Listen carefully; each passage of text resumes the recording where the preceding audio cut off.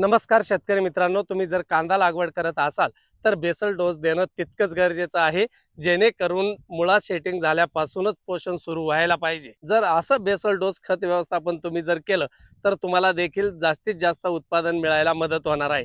तर काय द्यायचं आहे बेसल डोस? तर शेतकरी मित्रांनो, इकडे माझी कांदा लागवड सुरू आहे। इथं लगेच मी बेसल डोसचं मिश्रण बनवत आहे। तर शेतकरी मित्रांनो, त्यासाठी तुम्हाला घ्यायचं आहे 15-15-15 याच्या 2 बॅग घ्यायच्या आहे। हे आरसीएफचं खत आहे। त्याच्यानंतर हे बायोकेअर म्हणजे 90% सल्फर ते तुम्हाला घ्यायचं आहे आणि त्याचबरोबर सह्याद्री बायोटेकचं न्यूट्रीबेस ही किट घ्यायची आहे। याच्यामध्ये संपूर्ण पोषण आहे आणि हा 53 किलोचा डोस आहे। तो जर तुम्हाला पाहिजे असल्यास समोर मोबाईल नंबर देतोय, तिथे जाऊन तुम्ही कॉल करायचा आहे। आणि ह्या खताचं मिश्रण मी कसं बनवतो आहे हे बघण्यासाठी तुम्हाला यूट्यूबला मी ॲक्टिव्ह फार्मर या चॅनलला भेट देणं गरजेचं आहे। अशाच वेगवेगळ्या माहितीसाठी मला इंस्टाग्रामला फॉलो करा।